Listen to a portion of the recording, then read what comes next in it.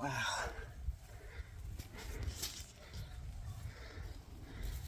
What a feat. What a feat.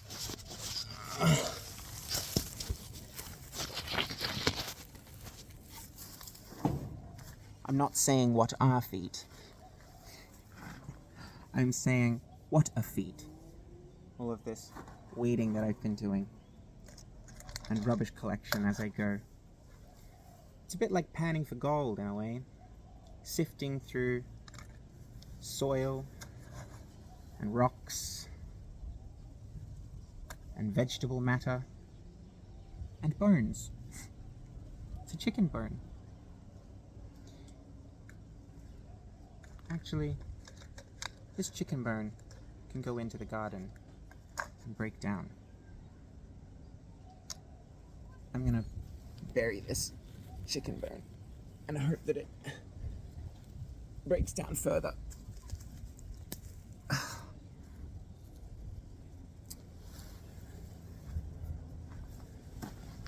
I want to welcome people again to what I call Diaries and Discussion,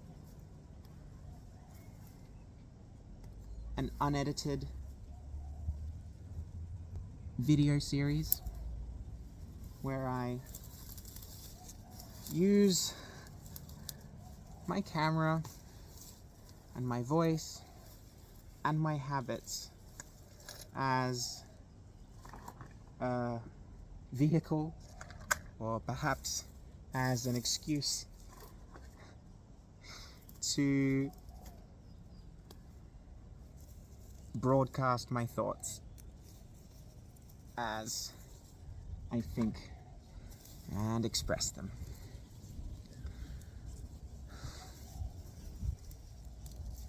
I love weeding. It's grounding, literally. We think about language and how language works. There are words that name things. There are words that describe objects, that is. So, words that name things are nouns, that's in English. And words that describe objects are adjectives. Words that express action are verbs or doing words. And words that describe doing words are called adverbs. I wonder then if at any point adjective, as in jective, Jective,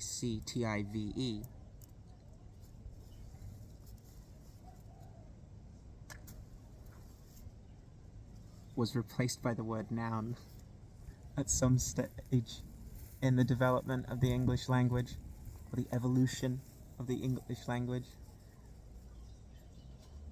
Because adjective means to add or extend or describe a noun, and then if adverb describes a verb, and perhaps jective being the suffix of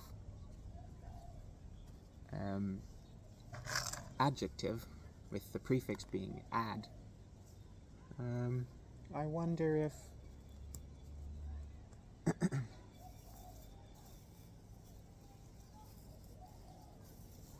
then that adjective describes something. Maybe you watching this, if you're watching this, if you're paying attention, maybe you can get into your internet browser Or maybe if you have an etymological dictionary in hand, or on hand, or available to you, or at your library, you can search in either of those things what the etymology of adjective,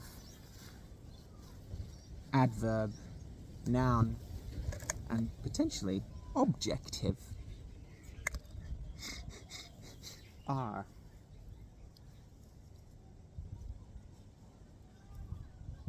Or is. What the etymology is.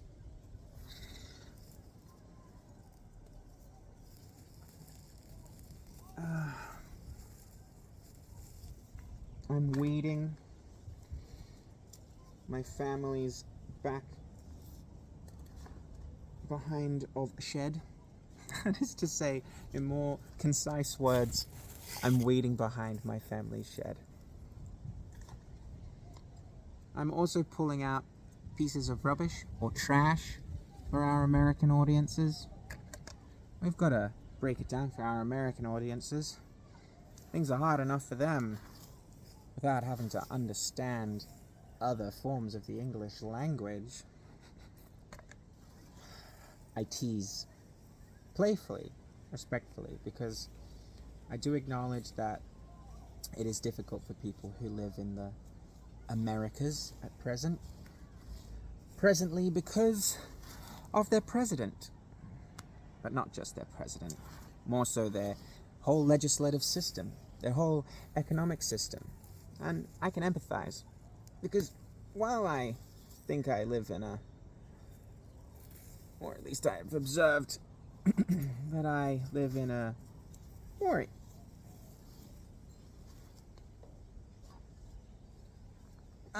egalitarian statehood than those people in the USA, I empathize with the struggle to work. Recently, I have been granted a year-long medical certificate because I am struggling with my mental health in relation to being able to work. I struggle to be able to hold down employment, to hold down a job.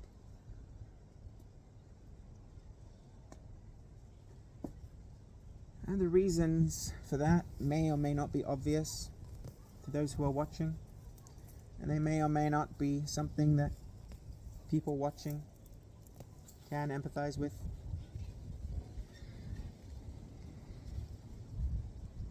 But I struggle to work for a number of reasons. Because of trauma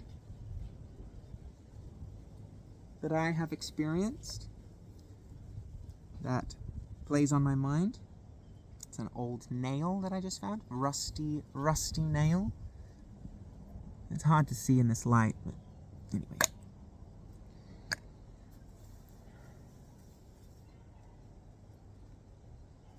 And I also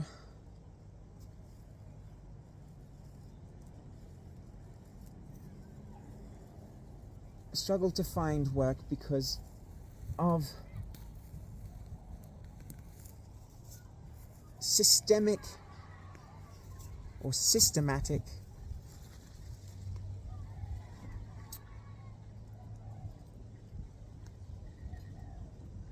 look at that. Discrimination. Systematic discrimination.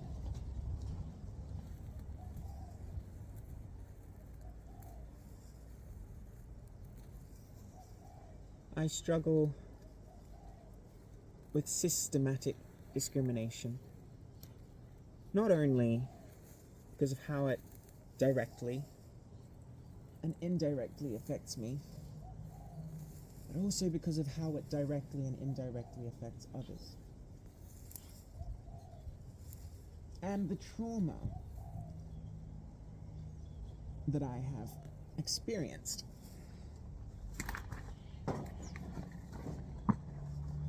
makes it difficult for me to deal with or communicate about the discrimination that I see and or face.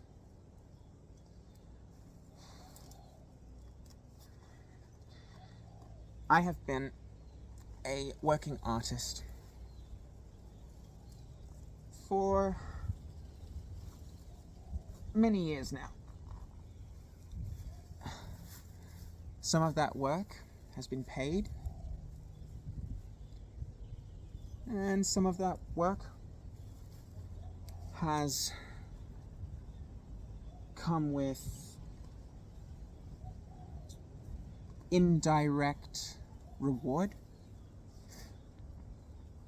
And by indirect reward, I mean academic accolade or marking, and a lot of that work has been done voluntarily or for free.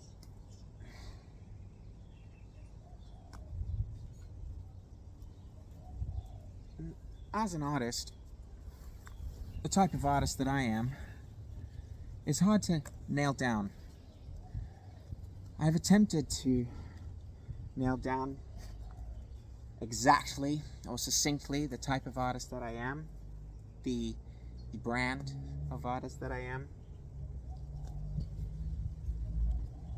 Oftentimes, though, it defies succinct description or definition.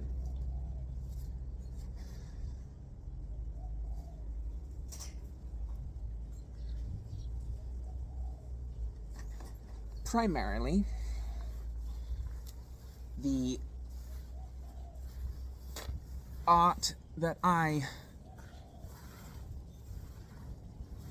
do is performance or media based, as in visual media.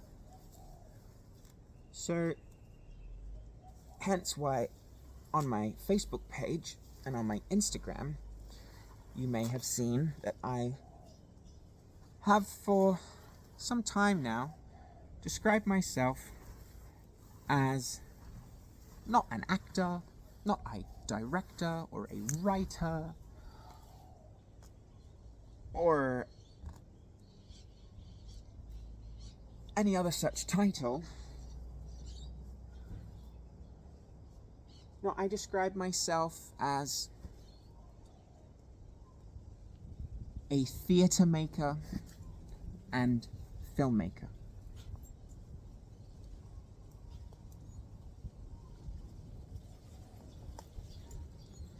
Because I want to encourage a culture of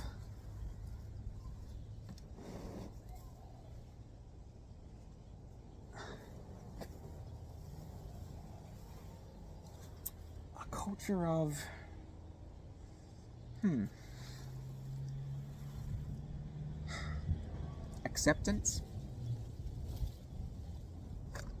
that I see to be unfortunately lacking in many parts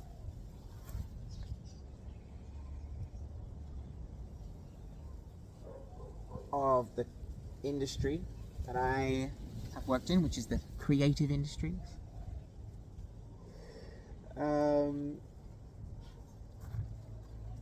I've seen a tendency to compartmentalize and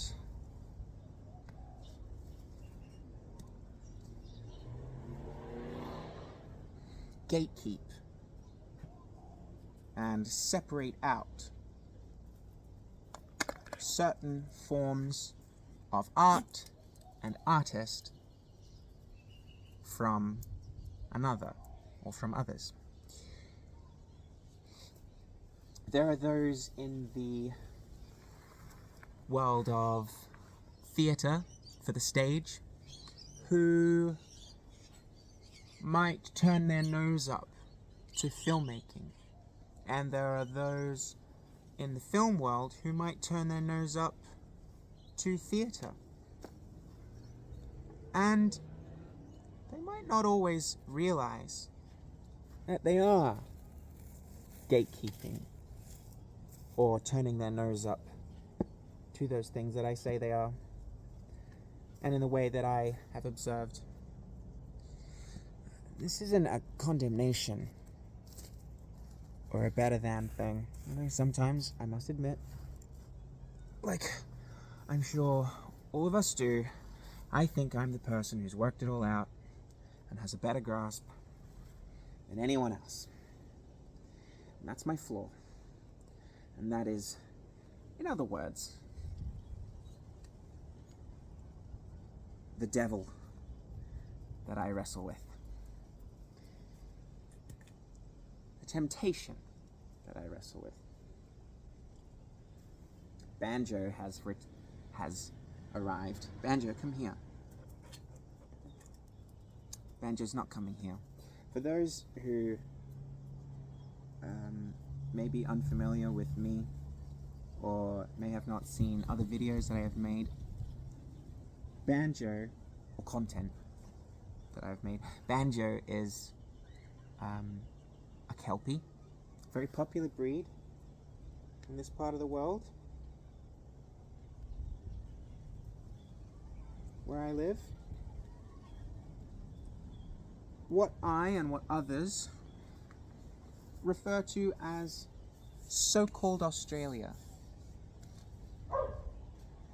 I refer to it as so-called Australia in solidarity with the indigenous voices of this continent, of these countries and lands that have been colonized and renamed by the colonizers as Australia.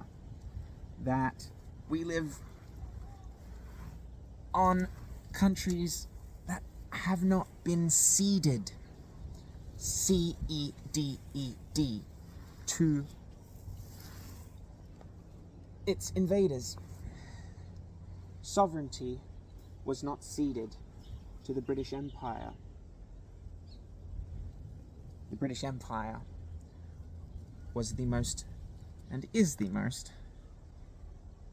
at this stage in history, successful, at time of recording, I guess I should say, the British Empire has been the most successful European colonizing government to have colonized this part of the world.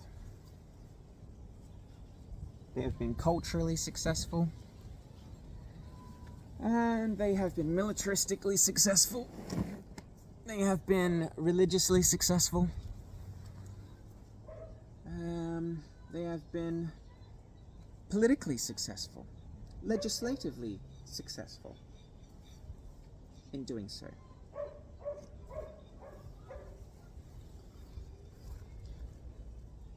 And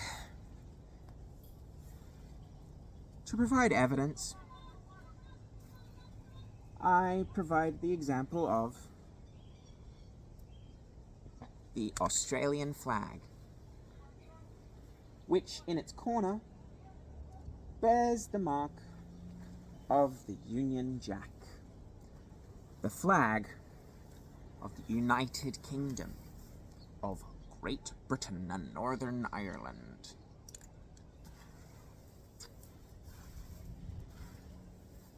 Which is ruled by a religious autocracy and aristocracy. The King of England and the Westminster family and their allies, political, militaral, being poetic with my words here, and financial. Kaz, why are you so specific with your language? Because I'm being mindful.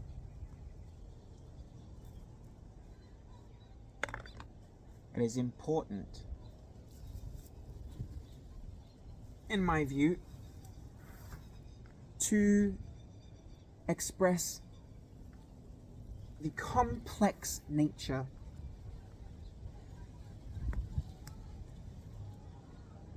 of all things.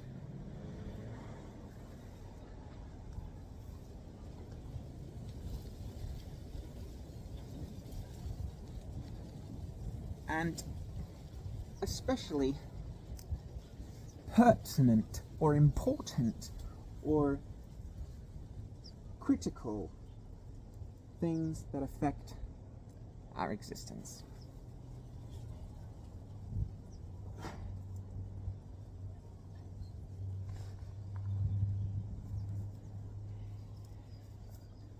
And politics and political, legislative, government control are things that are pertinent and do affect us.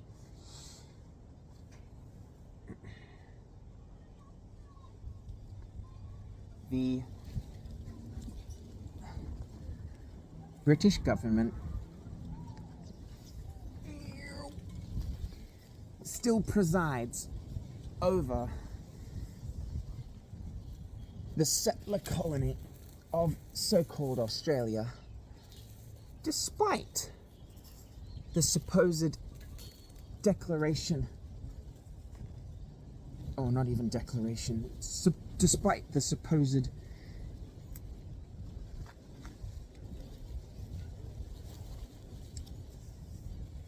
legislative independence that we have,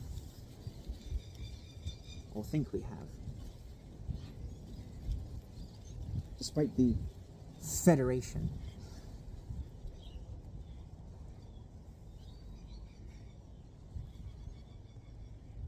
That happened in 1901.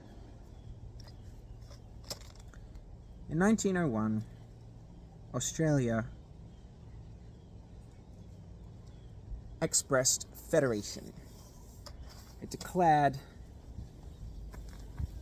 the legal status of independent statehood from the British Parliament. However, speaking in pragmatic terms, the government of Australia is still beholden to monarchistic rule of the English monarchy. Ah, don't be silly, Kaz, someone might say.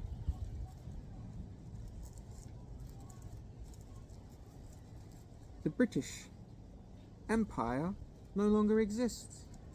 The royal family is but an aesthetic. They have no real power, no real political power. They merely exist for the sake of ceremony, you might say. Well,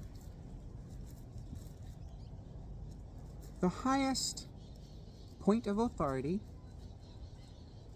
in the Australian legal system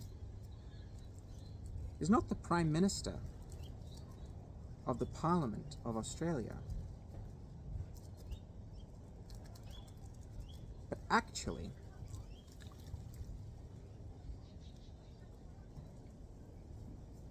the Governor General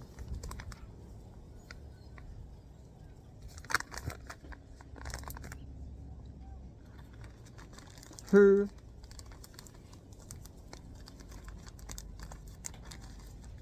answers directly to the monarchy. At time of recording, that's King Charles, son of Queen Elizabeth II.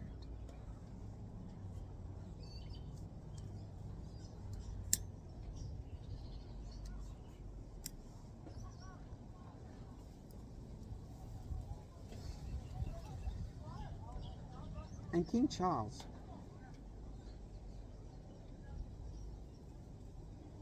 is not simply the King of England, but is also the head of the Anglican Church.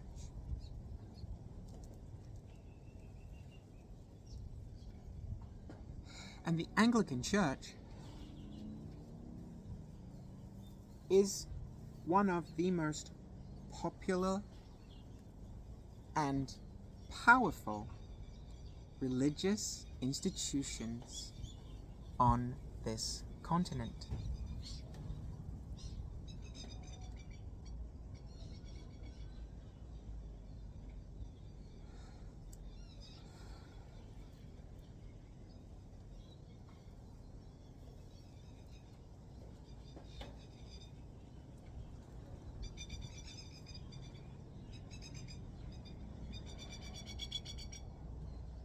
In Doctor Who, my favourite television series, there's a scene in its 27th season of television in which a character called the Editor, played by Simon Pegg, who is famous for, if not the Mission Impossible movies or the Star Trek films, then he is famous for Hot Fuzz and Shaun of the Dead and The World's End, the Cornetto trilogy.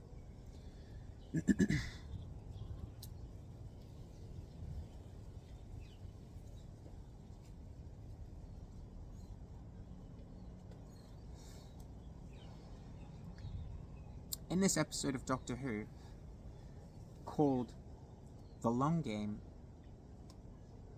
Simon Pegg's character, the Editor, poses to the Doctor, or Doctor Who, the titular leading character of the television show Doctor Who, a question. Poses the question. The Editor, played by Simon Pegg, poses the question to the Doctor, played by Christopher Eccleston. And the question is a slave really a slave if he doesn't know he's enslaved? To which the Doctor promptly answers, yes.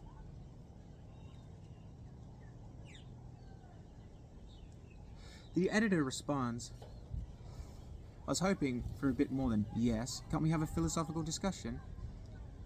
I thought you'd be more fun.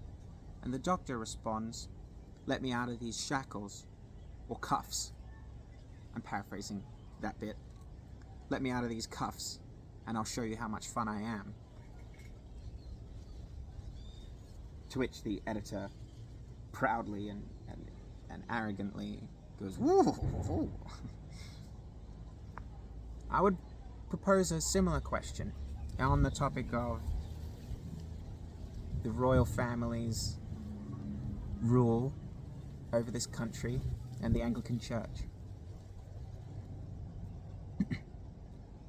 Does a subject of the monarchy of the United Kingdom of Great Britain and Northern Ireland know that they're a subject of the monarchy of the United Kingdom of Great Britain and Northern Ireland? Sorry. Let me start again. I hope that this would be more slick. Unfortunately, this is unscripted and unedited. Does a subject of the monarchy of the UK again, let me start again. I can foresee an inner or outer expressed argument of, oh, well, you don't know what you're talking about, you can't get your words out. That's the self-criticism in me, levying criticisms against myself in order to get in front of criticisms that might be levied against me by other people. Is a subject of the UK monarchy really a subject of the UK monarchy if he doesn't know he's a subject of the UK monarchy?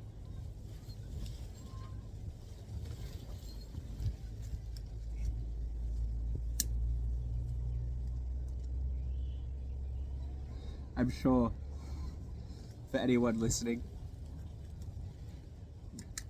you might expect me to answer the same as the doctor, that I would answer yes if that question was posed to me.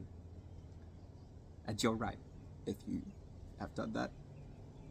I would say that yes, someone who doesn't know that they're a subject of the monarchy is a subject of the monarchy, because the answer is in the question. Is a slave really a slave if he doesn't know he's a slave? Well, the answer's in the question. A slave is a slave even if they don't know they're a slave, because they are a slave.